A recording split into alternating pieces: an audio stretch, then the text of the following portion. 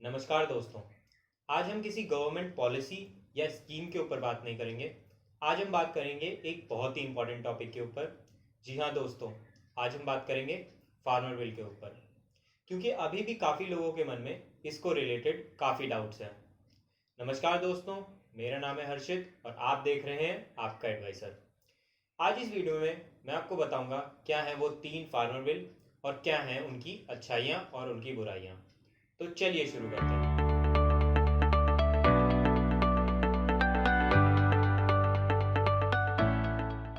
तो अब सबसे पहला आता है एसेंशियल कमोडिटी अमेंडमेंट बिल। इसको शुरू करने से पहले हम लोग जान लेते हैं क्या है एसेंशियल कमोडिटीज। एसेंशियल कमोडिटीज का हिंदी मतलब होता है आवश्यक वस्तुएं।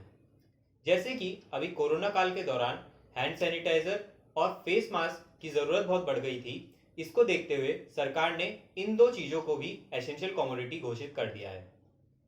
इसके अंदर अभी तक 9 कमोडिटीज आती हैं। इसके अंदर वो कमोडिटीज आती हैं जिनकी हमें दैनिक दिनचर्या में आवश्यकता पड़ते रहती है। एसेंशियल कमोडिटी एक्ट की मदद से सेंट्रल गवर्नमेंट के पास एक पावर आ जाती है उन कमोडिटीज के सप्लाई, प्रोडक्शन, डिस्ट्रीब्यूशन और स्टॉक लिमिट को कंट्रोल करने की। अब ये रही बात एसेंशियल कमोडिटी एक्ट की। अब हम लोग जान लेते हैं इसमें अमेंडमेंट क्या हुआ है। 1955 से अभी तक क्या होते आ रहा था, जो भी कमोडिटीज एसेंशियल कमोडिटी एक्ट के अंतर्गत आती हैं उसकी सरकार जमाखोरी और कालाबाजारी को कंट्रोल कर सकती थी। अब इस अमेंडमेंट आने के बाद क्या हुआ है, इन कमोडिटीज में से कुछ आइटम्स को सरकार ने हटा दिया है, जैसे कि आलू, प्याज, अनाज इत्यादि। इससे फायदा क्या होगा कि इसमें प्राइवेट प्लेयर भी इस मार्केट में एंटर कर सकेंगे। अब ये रही बात अमेंडमेंट की। तो अब आप लोग डिसाइड कर सकते हैं क्या है इसकी अच्छाइयाँ और क्या है इसकी बुराइयाँ। हालांकि मेरा मानना तो यह है, इससे इन आइटम्स में जमाखोरी और कालाबाजारी का खतरा बढ़ सकता है। अब हम बात कर लेते हैं दूसरे बिल के बारे में। इसका नाम है the farmer empowerment and protection agreement on price assurance and farm service bill. इसको हम साधारण भाषा में कॉन्ट्रैक्ट फार्मिंग या संविदा कृषि भी कह सकते हैं। इसको मैं आपको एक एग्जाम्पल की मदद से समझाता हूँ। मान लीजिए किसान है जिसने आलू की खेती करी। अभी का मार्केट रेट देखते हुए मान लीजिए 20 रुपया किलो। 3-4 महीने मेहनत करने के बाद जब आलू बेचने का समय आता है तब वो देखता है कि मार्केट रेट गिर के 8 या 10 रुपये किलो हो गया है। ऐसे में क्या होता है, किसान को हो जाता है नुकसान। यहाँ पर काम में आती है कॉन्ट्रैक्ट फार्मिंग। मान लीजिए एक चिप्स बनाने की फैक्ट्री है। अब चिप्स बनाने की फैक्ट्री है तो उनको आलू की ज़रूरत तो पड़ेगी। ऐसी कंपनियां आती हैं किसानों के पास और उनसे कर लेती हैं एक कॉन्ट्रैक्ट आलू या कुछ भी सामान उगाने के लिए, एक पहले से तय रेट पे। इसके फायदे क्या हैं, इसमें जो मूल्य होता है वो पहले से डिसाइडेड रहता है। इसमें ना किसानों को टेंशन होने होती है अपना सामान बेचने की, ना कंपनी को टेंशन होती है अपना रॉ मटेरियल का जुगाड़ करने के लिए। दूसरा फायदा क्या है, किसानों को ट्रांसपोर्ट और मार्केटिंग का खर्चा बच जाता है। तीसरा फायदा इसका यह है कि इसमें जो मिडलमैन होते हैं उनकी ज़रूरत नहीं पड़ती। अब हमने जान लिया कॉन्ट्रैक्ट फार्मिंग के बारे में। अब हम जानते हैं इस बिल से रिलेटेड कुछ बातों के बारे में। इसमें सबसे पहली बात यह है कि अगर कुछ डिस्प्यूट या कुछ गड़बड़ होती है कॉन्ट्रैक्ट में किसानों और कंपनियों के बीच में, तो उसका सेटलमेंट कौन करेगा। हालांकि इसमें सरकार का कहना यह है कि जो एपीएमसी मंडी के ऑफिसर्स होंगे उनकी देखरेख में ये एग्रीमेंट होगा। इसी बात को लेकर किसान डरे हुए हैं। हालांकि इसमें मेरा मानना तो ये है, ये जो कॉन्सेप्ट है कॉन्ट्रैक्ट फार्मिंग का, ये किसानों के लिए भी अच्छा है और कंपनीज के लिए भी अच्छा है। आप लोग भी अपनी राय कमेंट बॉक्स में लिख सकते हैं। अब आता है तीसरा और आखिरी बिल। यही एक बिल है जो सबसे ज़्यादा विवाद में रहा है। इस बिल का नाम है the farmer produce trade and commerce promotion and facilitation bill. अब इस बिल को जानने से पहले हमें जानना होगा एपीएमसी के बारे में, क्योंकि एपीएमसी ही हमें बार बार सुनाई देने वाला है। एपीएमसी का मतलब होता है एग्रीकल्चर प्रोड्यूस मार्केट कमेटी। ये एक टाइप की मार्केट मंडी होती है जहां पर जाकर किसान अपना सामान बेच सकता है। एपीएमसी में जो मूल्य डिसाइड होता है वो दो तरीके से डिसाइड होता है। एक होता है एमएसपी के द्वारा, यानी कि मिनिमम सपोर्ट प्राइस। ये गवर्नमेंट द्वारा निर्धारित होता है जिससे किसान को एक आइडिया लग जाता है कि उसकी फसल का उसे कितना प्राइस मिलेगा गवर्नमेंट द्वारा।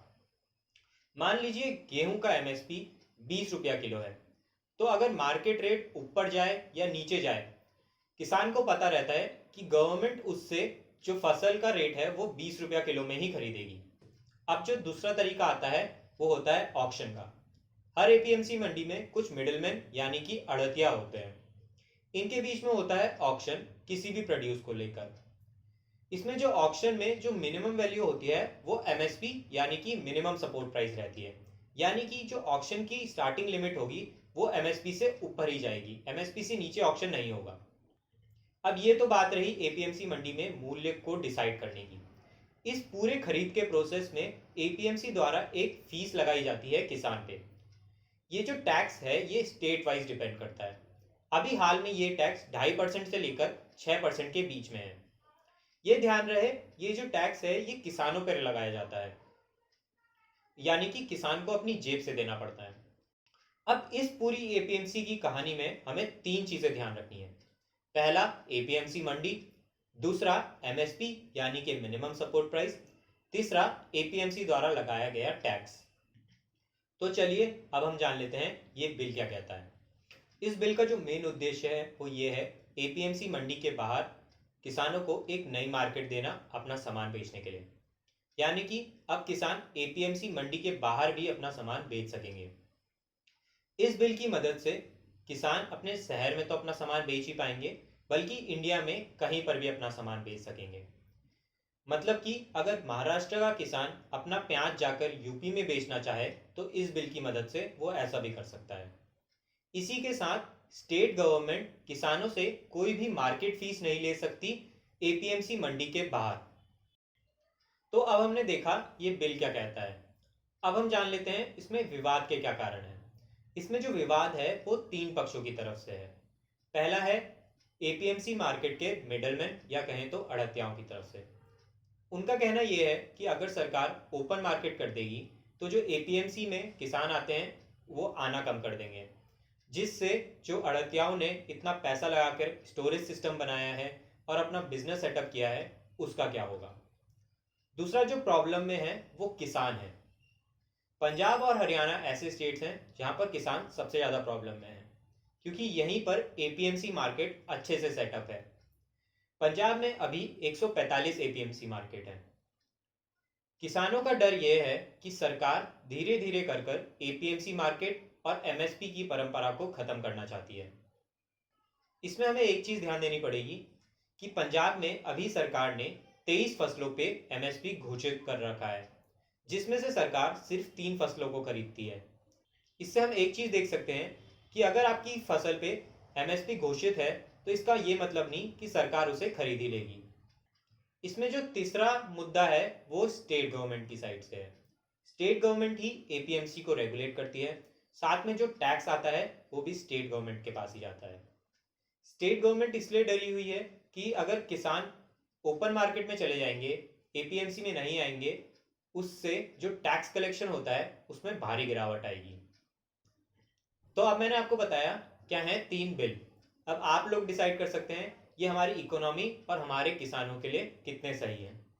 हालांकि इसमें मेरा मानना तो ये है कि सरकार को इन बिलों के साथ कुछ और कदम भी उठाने चाहिए थे। जैसे कि जो एमएसपी है वो सिर्फ एपीएमसी मार्केट में रेगुलेट होता है, जबकि अगर सरकार ओपन मार्केट कर रही है तो जो एमएसपी है उसको भी ओपन मार्केट में आना चाहिए था, कि अगर कोई भी बायर है वो एमएसपी से कम में किसानों से सामान ना खरीद पाए। दूसरा है सरकार को स्टोरेज फैसिलिटीज पे फोकस करना चाहिए था। जैसे कि एक स्कीम है सरकार भंडार योजना, इसको प्रमोट करना चाहिए था। साथ में जो इंफ्रास्ट्रक्चर है स्टोरेज का उसको भी डेवलप करना चाहिए था। तो उम्मीद है आपको मेरी ये वीडियो पसंद आई होगी। इसे लाइक और शेयर करके मेरे को मोटिवेट कर सकते हैं। अगर आप मेरे को सब्सक्राइब करना चाहते हैं तो यहाँ पर क्लिक करके भी मेरे को सब्सक्राइब कर सकते हैं। थैंक यू, धन्यवाद।